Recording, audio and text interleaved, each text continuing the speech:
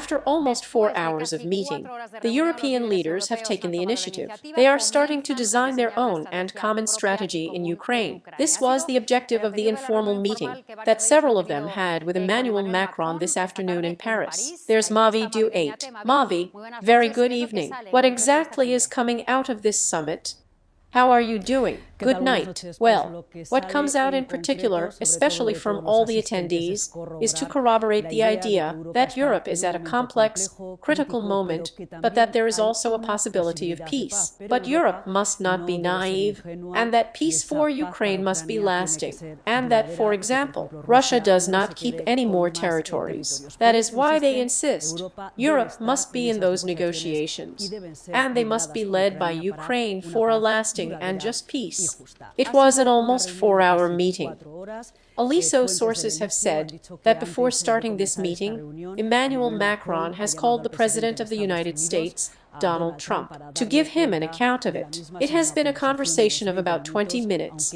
Although the content has not yet transcended, the French media here all day have insisted that it was an emergency meeting before the imminent talks of the United States with Russia tomorrow in Riyadh, which he has previously told us about with Zelensky, and have excluded the Europeans.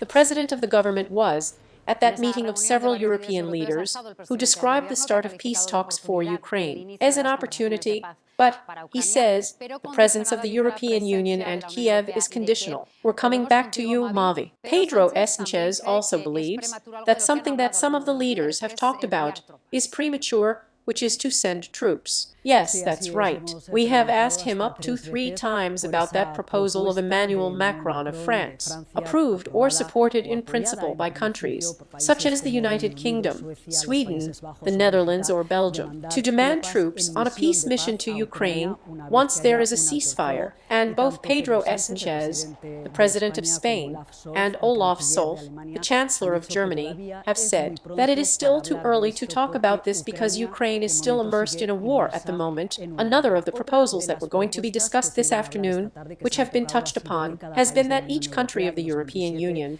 of the 27, allocate more budget for defense. Pedro Sánchez has said that Spain is an ally of the OTAN as such. It is close to that 2% for defense, but that he is also in favor of relaxing those deficit limits in order to invest more in security and defense. The idea is, he said, is the same, or are the same face in one way. Peace in Ukraine is security in Europe. That Europe has to define once and for all security, its security and its defense as a public good. And if it is a European public good, as for example the government of Spain believes it is, then we need to articulate joint mechanisms of the European Union to be able to finance and increase our security and defense capacity. Europe is conspiring to find a united response. The leaders of 8 European countries have attended Macron's call, and together with the British Prime Minister, the German Chancellor, and the leaders of Italy, Spain, Poland, or Denmark, there were also the highest community representatives, and that of NATO. The objective is to react to the 180-degree turn that Washington has given, and to the idea of a peace negotiation in Ukraine without Kiev or Europe. Only a lasting peace in Ukraine and the safeguarding of its sovereignty will deter Putin from another aggression in the future. The British Prime Minister pointed out. No opinion can be imposed on Ukraine, German Chancellor Scholz explained on the way out. There should be no division between Europe and the United States over the protection of Ukraine. We will continue to support Kiev, and that will only be possible with funding. And the fact is that the increase in defense spending has been one of the main issues. It must be done now and massively, Polish Prime Minister Tusk said before attending the summit. It is known about the treaty, but according to analysts, the fact that the meeting took place is already a result. It represents the idea that there is a kind of European solidarity between its powers. And one of the most important things, he adds, is that the UK is now part of that.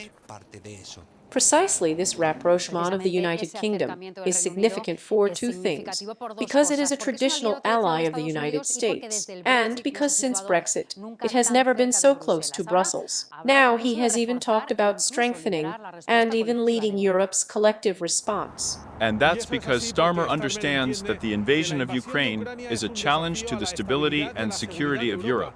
So that's why he has lined up alongside his former Brussels partners to stand up to Putin. Because it is the first line of defense of Europe and the United Kingdom, he said just before attending the Paris summit. Starmer dissociates himself from the position adopted by the US administration, which wants to negotiate directly with Putin, without the participation of either Europe or even Ukraine, and asks European countries to double their military spending. Because this is the challenge of a generation, he said. Another symptom of his rapprochement with Brussels is the first summit to be held in London in mid-May between the United Kingdom and the European Union.